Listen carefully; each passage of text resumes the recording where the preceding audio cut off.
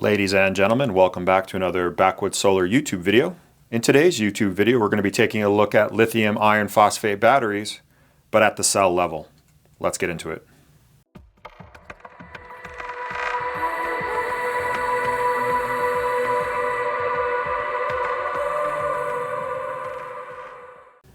When it comes to lithium iron phosphate batteries, there have been really two competing types of cell technologies that you'll run across out there on the market.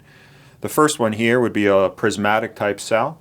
This is a larger canister type cell, 3.2 volts nominal. And then you also will run across these cylindrical type cells.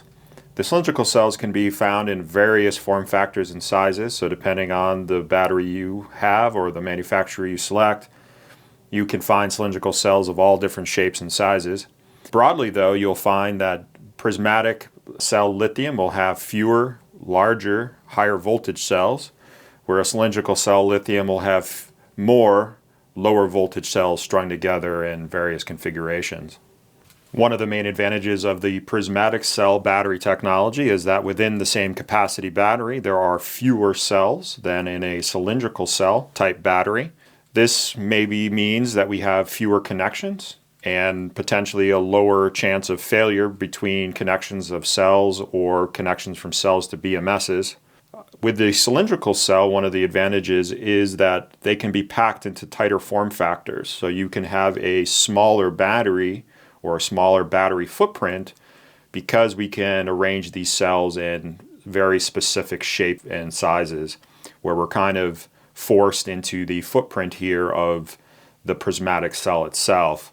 So you'll commonly find, like here in this 12 volt, there'll be 4 of those prismatic cells, and you'll see that the cell size pretty well matches the case size here of the battery. So we're kind of forced into a more dedicated set footprint with this prismatic cell technology. In 2026, however, you will find that the vast majority of batteries now used in renewable energy applications are going to be this prismatic cell. So we're going to focus on the prismatic cell technology here for the rest of the video. Lithium iron phosphate cells like the one here on the table, again, are a 3.2 volt nominal cell. So in a 12 volt battery built with these cells, you're going to have 4 cells within that battery.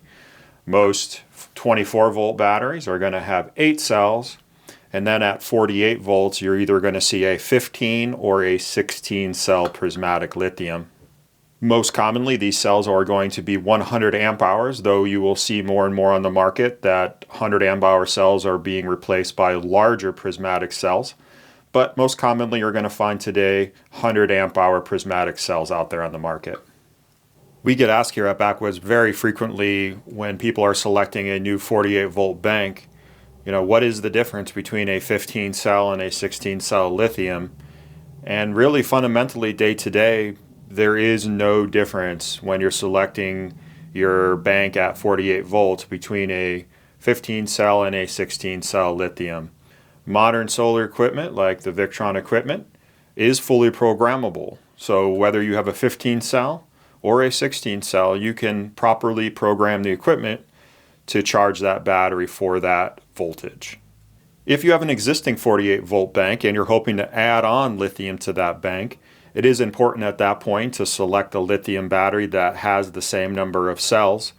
And with any lithium, it's best honestly to have the same brand regardless of the number of cells.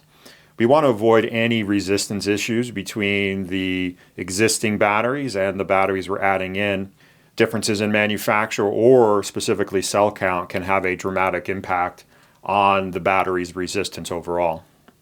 With lithium batteries, it is important to talk briefly here about resistance, because it's important to keep in mind that lithium batteries inherently are extremely low resistance. So when we're wiring multiple lithium together, if we have variations in cable length or diameter, cell type or cell count, or even in some cases manufacturer, that can have dramatic impacts on the flow of power and the sharing of power from battery to battery. When we have gross mismatches in resistance from battery to battery, we can develop some favoritism in terms of work being done from one battery to another. This isn't super concerning short term, but when we're dealing with batteries that have decades of lifespan, Even a 10 or 20% difference in work that one battery is doing to another over a decade or two is a pretty dramatic difference in energy. When first setting up your lithium bank, it's important to follow the manufacturer's recommendations for voltage because, as we discussed, there are some pretty major variations in voltage, not only due to cell count, but also within batteries of the same cell count, variations in bulk absorb as well as float voltages. A lot of this has to do with the manufacturer's programming tolerances in their BMS. Some of it has to do with the cells. But if anything, when first setting up your lithium, I would go to the more conservative side of whatever those voltages the manufacturer recommends, or go a little bit low if you're unsure of the performance of your equipment. If you're running any modern equipment like the Victron, you can pretty much hit the manufacturer's recommended targets without fear of overshooting voltage. If you have more legacy equipment, again, I would definitely go to the more conservative side of those voltage ranges. Lithium-ion batteries as a chemistry are not really sensitive to even chronic undercharging. So when first setting up your bank, it's always safe to go a little bit low with your charging voltages and then gradually bump up from there. The number one issue people will find is overshooting voltage depending on the equipment. So there's no harm, and it's always safer to start in a conservative lower voltage and then gradually bump up from there.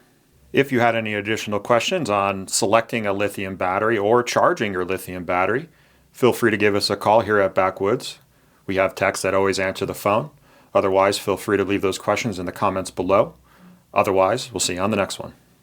Backwoods Solar is America's oldest and most trusted solar retailer with nearly 50 years of experience. Head over to our website, backwoodssolar.com, to get a free copy of our planning guide. While you're there, check out our Learning Center with articles on setup, sizing, tax credits, and so much more helpful information, especially if you're just getting started with solar. There are also links provided in the description.